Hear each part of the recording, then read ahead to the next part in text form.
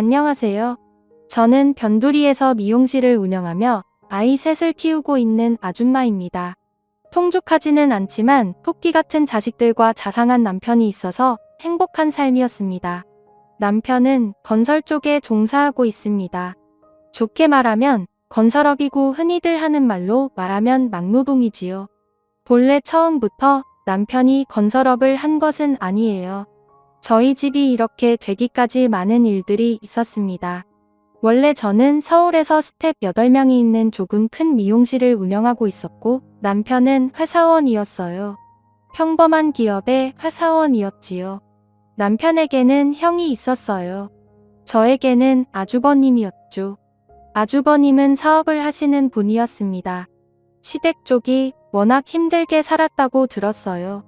시아버지께서 일찍 돌아가시고 몸이 아프셨던 시어머니를 대신해 아주버님께서 학업까지 포기하고 사방으로 일을 하면서 남편을 책임졌다고 했거든요. 남편 밑으로는 여동생이 한 명 또 있었고요. 아주버님께서는 돈을 벌기 위해 안 한 일이 없다고 들었습니다. 깡패 같은 사람들 밑에 들어가 수금하는 일도 해봤고 소위 나이트라는 곳에서 삐끼라는 것도 하며 밑바닥에서 못 볼 꼴 다 봐가며 그렇게 살았다고 들었어요. 순하고 여린 성격을 소유한 남편과는 달리 아주버님은 자존심도 굉장히 강하시고 정말 표현하자면 호랑이 같은 분이었어요. 얼굴에는 예전에 깡패들과 함께 일했을 때 흉기에 맞아 생긴 흉터가 이마 쪽에 쩍 가있고 그 때문에 인상은 좋지 않았지만 가족들에게는 그 누구보다 자상한 사람이었습니다.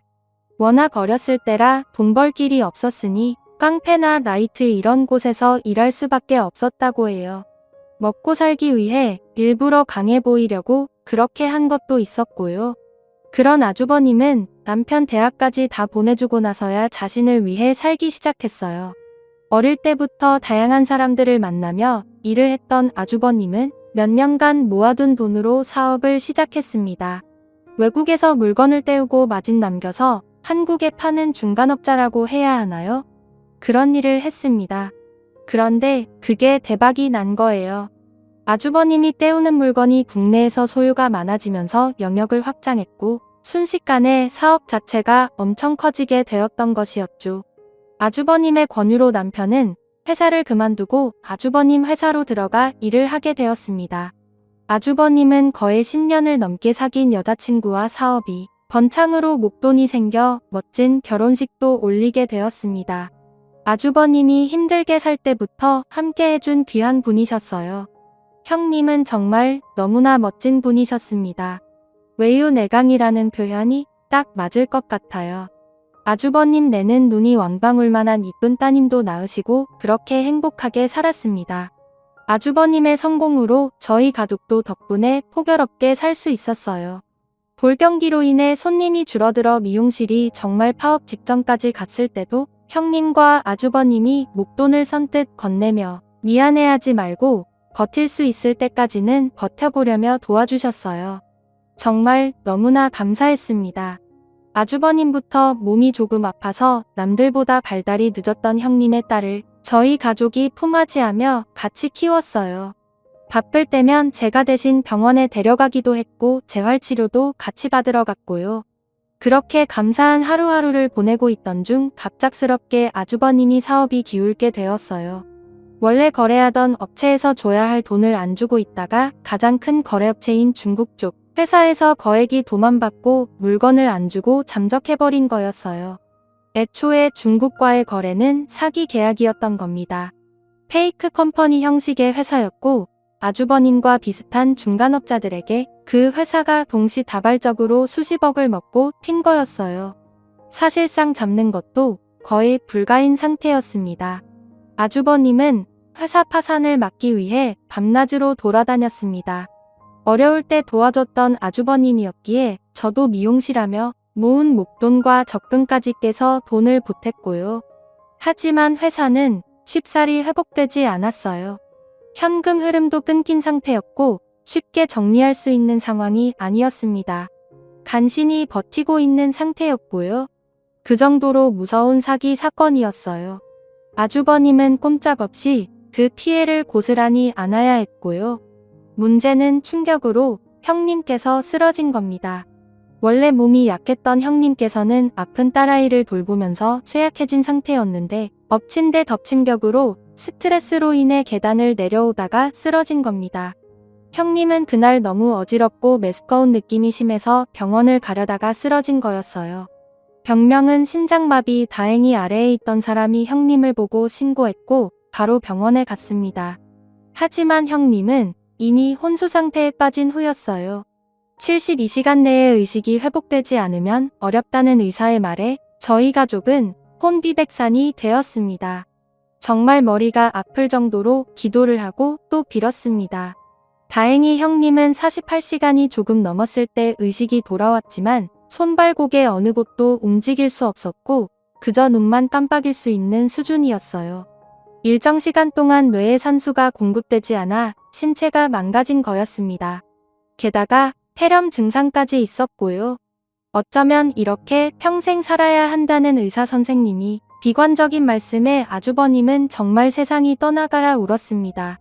그래도 아주버님은 말씀하셨어요. 살아있어줘서 고맙다고.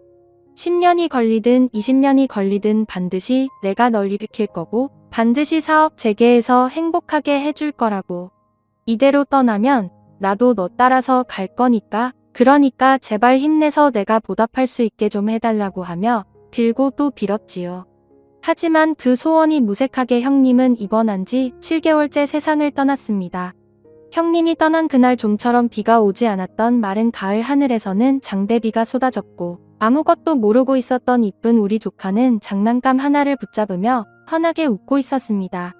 저는 큰애한테 부탁해서 조카가 절대 눈치채지 못하게 같이 놀고 있으라며 저희 집에 조카를 데려다 두었습니다.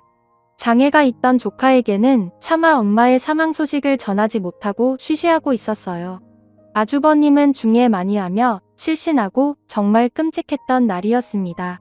결국 형님이 장례를 치르고 아주버님은 다시 먹고 살기 위해 그리고 사업을 살리기 위해 일터로 나가야만 했어요. 참으로 냉정한 세상이었지요. 앞으로 살아갈 날이 까마득한 조카와 아주버님을 위해 상의 끝에 미용실 보증금을 뺀 돈과 아파트 담보로 빌린 돈을 아주버님에게 건네주며 말했습니다. 어차피 미용실은 손가락이 너무 아파서 몇 년 쉬려고 한 거니까 미안해하지 말고 아파트 담보로 빌린 돈은 그동안 우리 부부가 아주버님한테 받은 게 많으니 갚지 않겠다는 느낌으로 받았으면 좋겠어요. 돈 다시 받으려고 주는 거 아니니까 부담 가지시지 마시고 회사 꼭 살리세요. 라며 건넸습니다. 죽기보다 남에게 빚지는 걸 싫어하고 자존심과 체면 하나로 살아왔던 아주버님은 딸 아이를 위해 그리고 회사에 딸린 식구들을 먹여 살리기 위해 눈물방울을 뚝뚝 흘리며 돈을 받으셨어요. 절대 이 은혜 잊지 않겠다고 꼭 갚겠다고 회사 살리겠다고 하면서요. 하지만 세상이 뜻대로 되면 얼마나 좋겠습니까? 결국 아주버님의 회사는 부도가 났고 빚더미에 오르게 되었습니다. 당연히 저희도 타격이 컸지요. 아파트 담보로 빌린 돈은 급한 불을 끄기 위해 친정에서 돈을 빌려 급하게 갚았고 결국 돈이 너무 없어서 아파트까지 팔고 변두리로 이사가게 되었어요. 회사 일로 바빠서 아픈 딸 병원 갈 시간이 없었기에 조카는 저희 집에서 맡아 키우고 있었습니다. 그런데 아주버님은 망한 회사로 인한 충격으로 알코올에 의지하며 우울증에 빠지셨어요. 술만 마시면 남편에게 아내가 보고 싶다고 정말 너에게 미안하지만 내 딸 좀 잘 부탁한다면서 안 좋은 말을 하기도 했고요. 그럴 때마다 저와 남편이 무슨 소리세요? 끝까지 잘 살아서 따님 결혼하는 것까지 봐야 하지 않겠냐고 하며 달랬지요. 하지만 우려는 현실이 되었습니다. 아주버님은 편지지 5장을 앞뒤로 꽉 채운 유서와 비슷한 느낌이 글을 쓴 채 사라져버렸어요. 나 때문에 아파트 담보로 돈까지 빌리고 미용실까지 뺀 돈을 빌려주었는데 이렇게 비참하게 망해서 미안하다. 너에게 멋지고 든든한 형으로 남고 싶었는데 이렇게 존재 자체가 짐덩인 형이 되어 너에게 면목이 없다고 제발 날 찾지 말고 내 딸 염치 없지만 내 딸 좀 잘 부탁한다. 절대 날 찾지 말아다오. 그게 내 소원이다. 반드시 떳떳하게 재기해서 다시 나타나마라는 글을 쓰며 신그루처럼 온데간데 없이 사라진 겁니다. 경찰에 신고해봤지만 마지막으로 발견된 건 인천 앞바다에 있던 아주버님이 낡은 차인데 그 이후로 정말 말도 안 되게 8년이라는 세월간 종적을 감추셨어요. 어딘가에는 아주버님이 살아있을 거라고 철석같이 믿고 저희는 살았습니다. 언젠간 짠하게 멋진 모습으로 나타날 거야. 그러면서 슬퍼하고 힘들어하는 남편을 위로했지요. 엄마와 아빠를 찾으며 앙앙 오는 조카에게는 말했습니다. 엄마 아빠가 너무너무 행복한 일이 생겨서 잠깐 멀리 여행 간 거야. 그러니까 울지 말고 언니들이랑 재밌게 놀고 공부 열심히 하고 병원 잘 다니면 엄마 아빠가 좋아하실 거야. 하며 달랬지요. 그렇게 정말 아주버님이 사라지고 꼬박 8년간을 조카 포함 아이넷을 키우며 살았어요.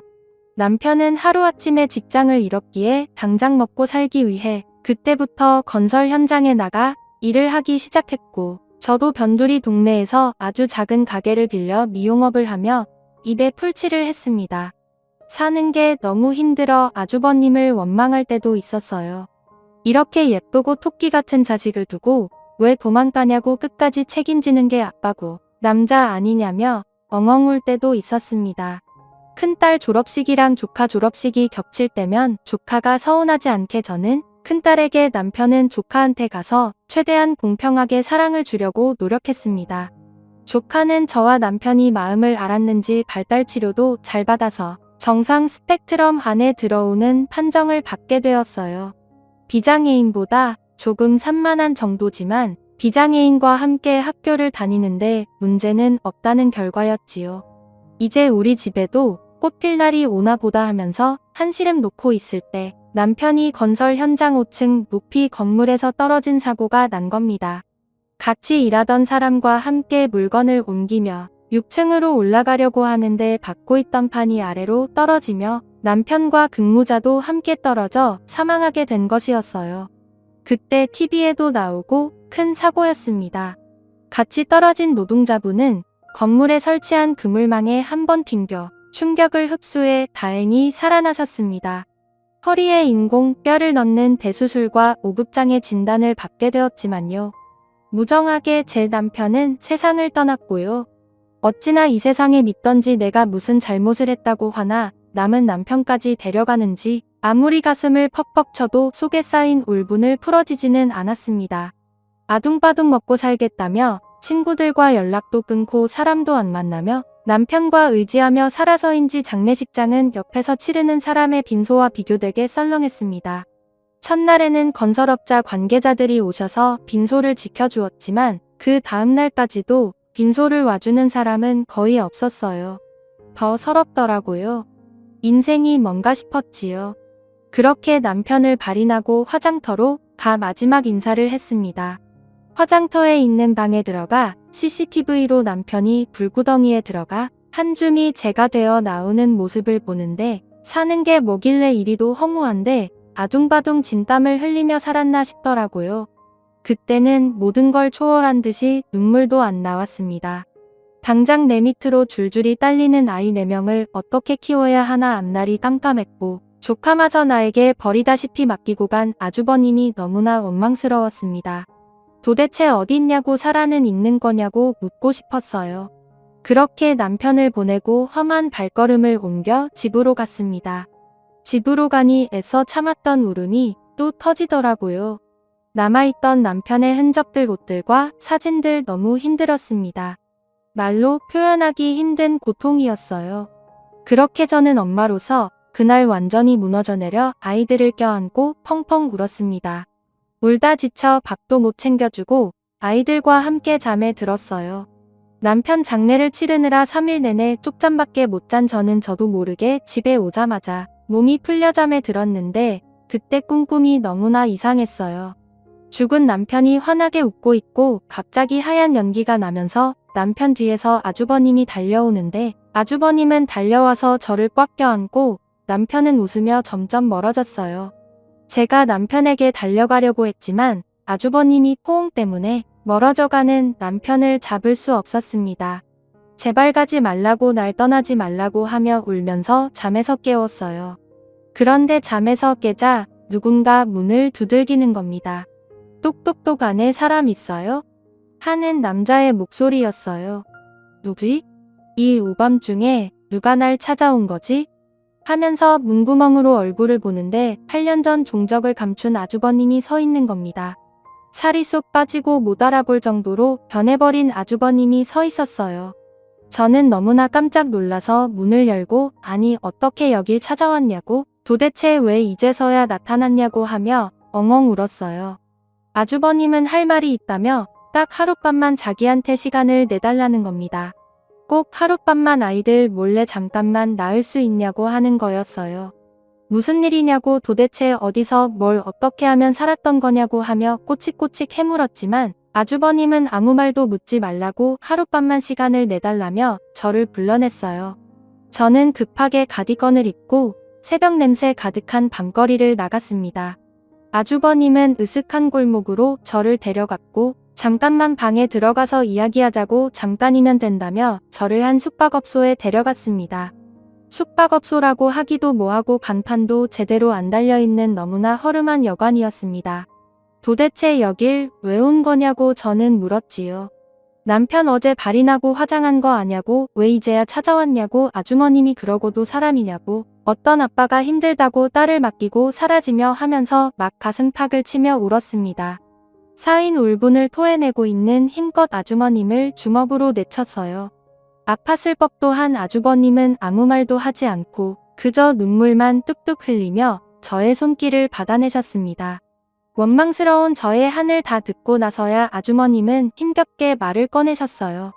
원래 몇 년 전에 찾아가려고 주소까지 다 알아보고 재수씨 미용실 앞까지 가보기도 하고 동생 건설업 현장에도 가봤는데 차마 발걸음이 떨어지지 않아서 미루다가 갑자기 뉴스에 건설업장에서 사고가 났다길래 설마 하고 찾아봤는데 내 동생이 그렇게 갔다는 사실을 듣고 경남에 있다가 바로 왔습니다. 너무 미안해요. 너무 미안해서 마음이 찢어질 것 같아요. 나는 왜 이러는지 재수씨한테 면목이 없어요. 하면서 검은색 가방에서 돈 봉체를 꺼내는 겁니다. 딱 봐도 어마어마한 돈이었어요. 이게 뭐냐고 이 돈 다 어디서 났냐고 하며 저는 물었습니다. 그러자 아주머님은 그동안 불법 사이트 운영 관련 암을 도와주면서 모은 돈이랑 본래 중간 거래했던 경험을 살려서 암거래 도와주며 받은 수수료 전부 현금으로 모은 거래요. 그렇게 훌쩍 떠나고 7년 8개월 동안 한 번도 안 쓰고 모은 돈이었던 겁니다. 이제 와서 이게 뭔 소용이 있을란가 싶었지만 재수씨한테 그리고 내 동생한테 너무 미안해서 내 딸한테 차마 못난 압이라서 이거라도 주고 싶네요. 여기에서 보자고 한 거는 사람 있는 곳이나 CCTV 있는 곳에서 재수씨한테 돈 준 거 걸리면 재수씨도 안 좋은 일에 힘을 낼 것 같아서 그런 거예요. 재수씨 오늘 재수씨와 보낸 이 하룻밤을 끝으로 저는 떠나려고 합니다. 다시 또 이런 더러운 일을 하며 번 더러운 돈으로 세상에 없던 사람처럼 살아가야겠지요. 재수씨도 저 찾지 마세요. 우리 딸한테는 그냥 아빠가 먼 곳으로 갔다고 해주세요. 라는 겁니다. 저는 말했지요.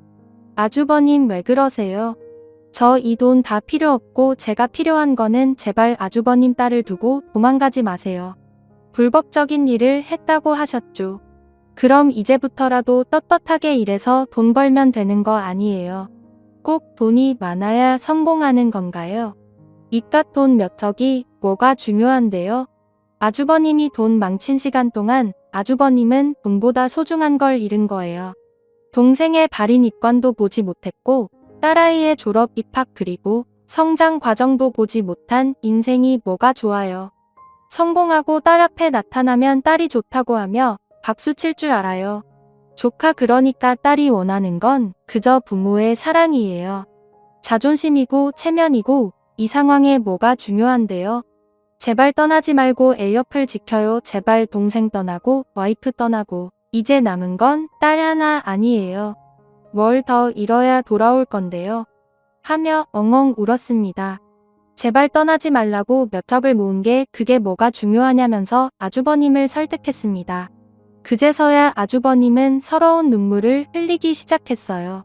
다 맞는 말이라고 알면서도 그놈의 자존심 성공에 대한 갈망 때문에 모든 걸 뒤로 했고 외면했다면서 내가 죄인이라고 이제부터라도 내 딸 책임지겠다며 마음을 다잡으셨어요.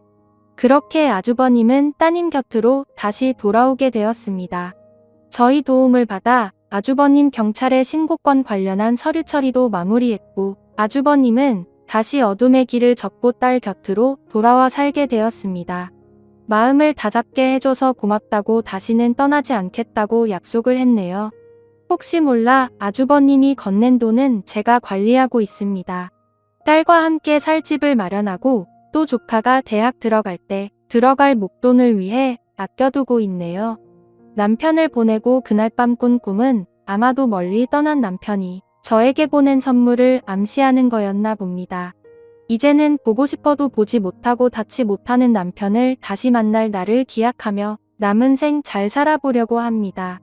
사연 읽어주셔서 감사합니다.